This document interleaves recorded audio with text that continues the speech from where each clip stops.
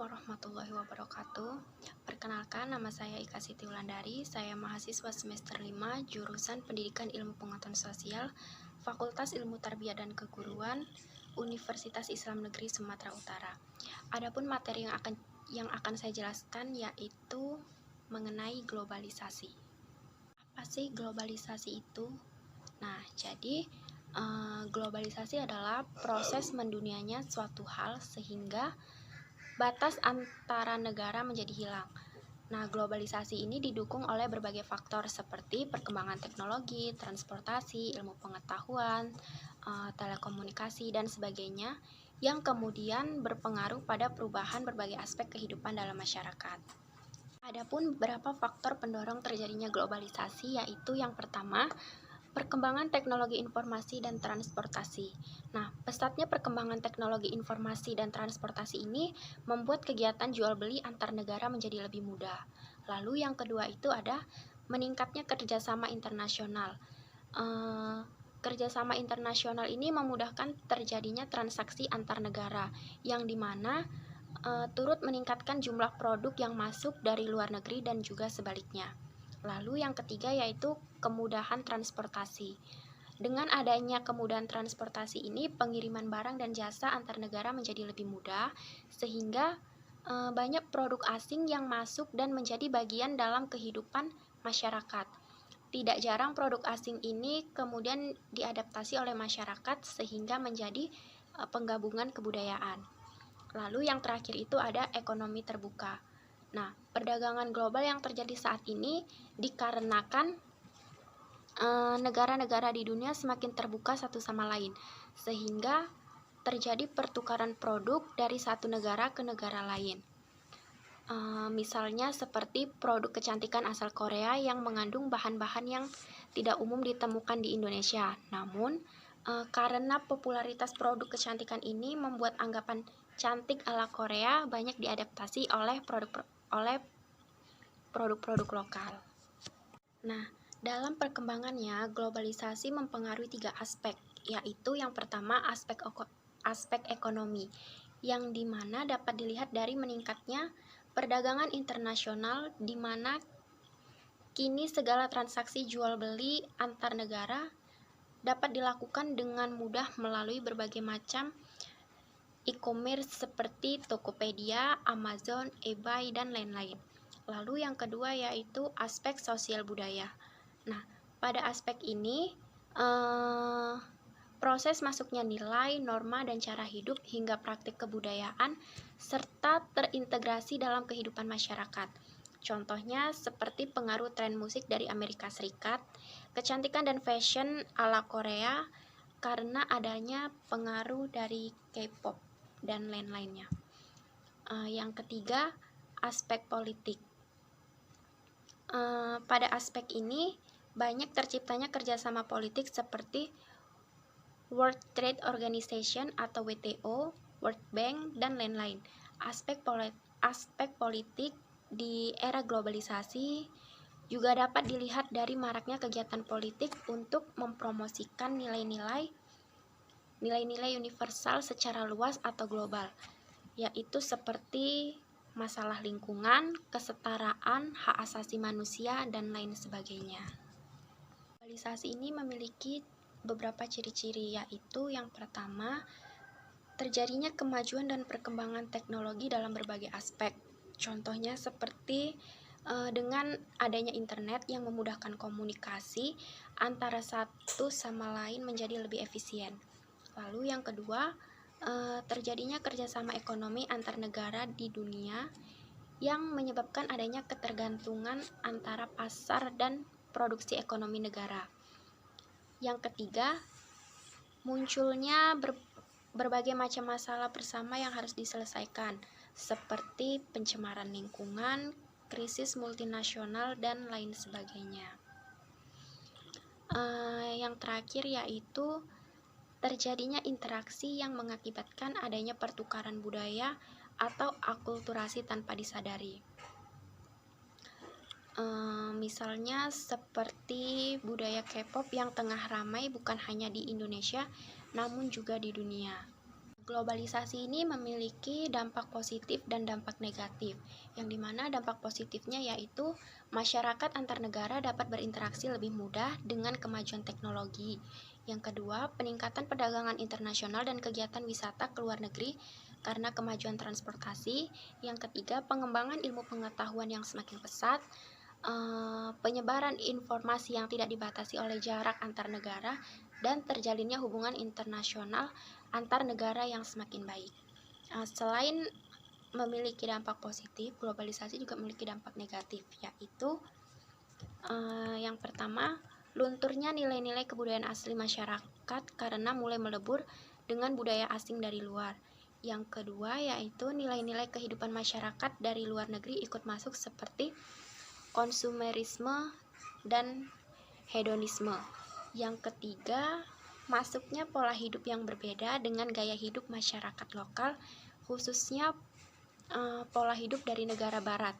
Yang keempat, kehidupan pertanian yang mulai ditinggalkan karena masyarakat agraris yang beralih menjadi masyarakat industri. Dan yang terakhir yaitu kerusakan lingkungan dan peningkatan polusi udara. Upaya yang dapat dilakukan untuk menghadapi globalisasi yaitu dengan cara mengatur cara berpikir agar tetap kritis dan menerima berbagai informasi dari media massa sehingga tidak menghilangkan nilai budaya dan adat istiadat yang kita miliki. Mempelajari budaya asing menjadi salah satu hal yang penting untuk dilakukan dan dipelajari. Untuk globalisasi pada bidang budaya. Nah, apa sih globalisasi budaya itu? Nah, jadi globalisasi budaya itu merupakan penyebaran gagasan, makna, dan nilai ke seluruh dunia dengan cara tertentu untuk memperluas dan mempererat hubungan sosial. Nah, aspek globalisasi budaya yang terlihat jelas adalah percampuran masakan seperti yang terjadi di jaringan restoran cepat saji Amerika Serikat.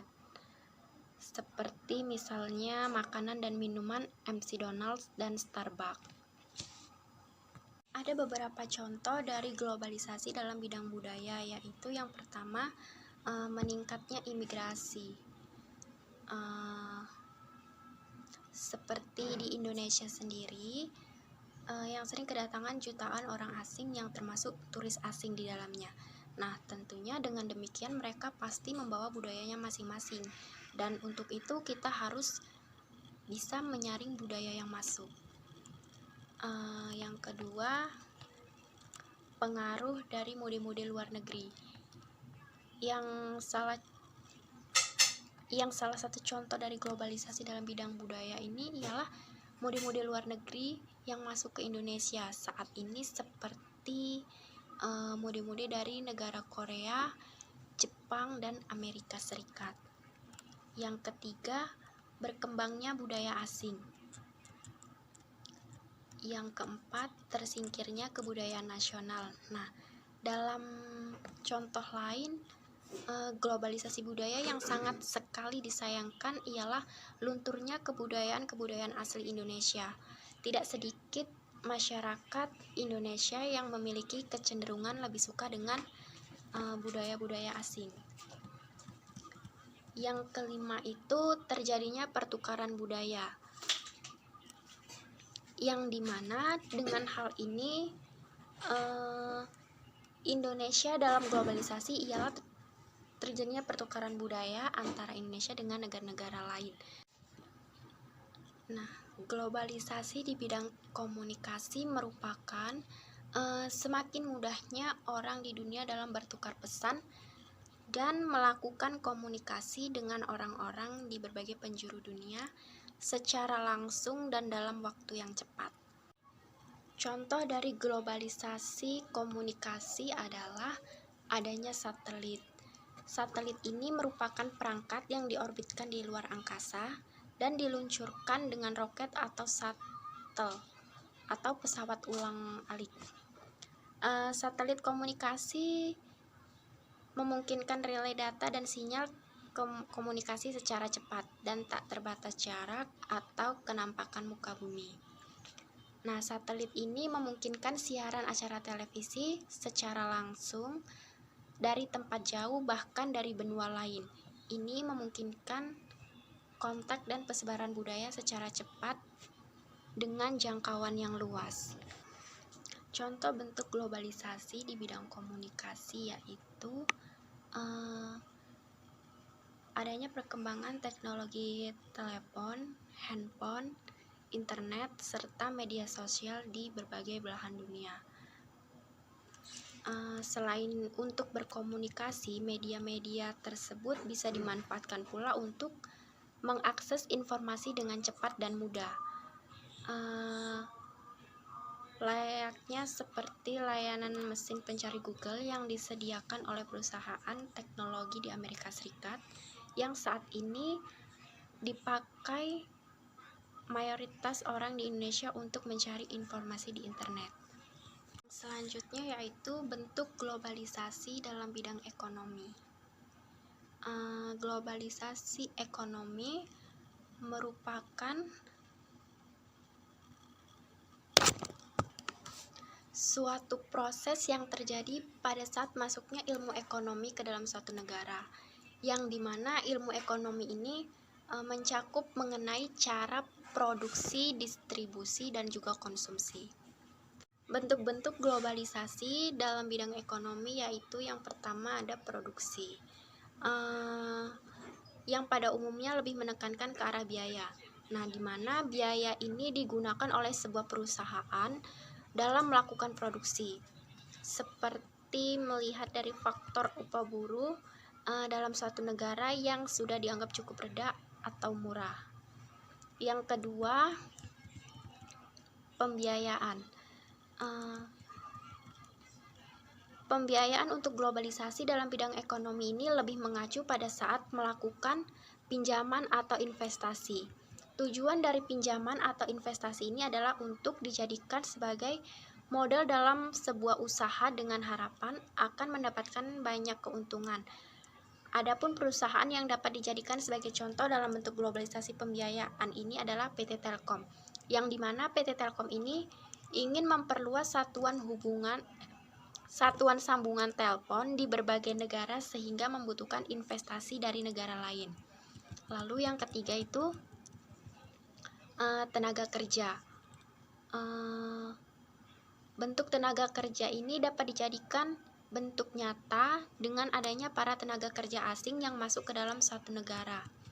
Namun tidak lupa melihat dari segi tingkatan atau kemampuan dari tenaga kerja itu sendiri. Adapun contoh nyata dari tenaga kerja asing di Indonesia ini adalah seorang buruh kasar dan staf profesional yang memiliki banyak pengalaman kerja. Pengalaman ini didapatkan dari negara asalnya. Lalu yang keempat, jaringan informasi.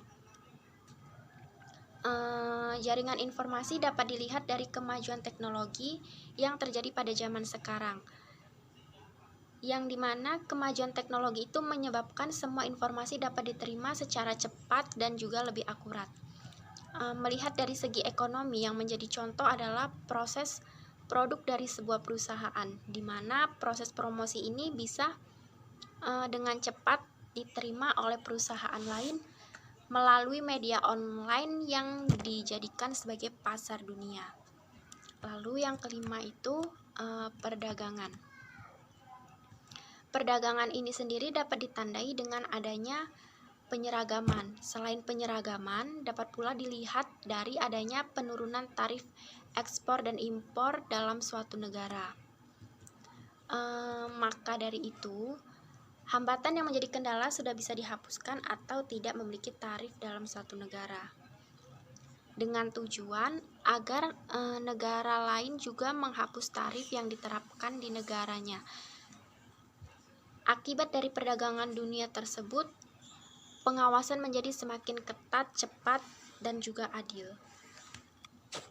Adapun pengaruh globalisasi di bidang ekonomi, yaitu yang pertama pengaruh positif. Nah, pengaruh positifnya ini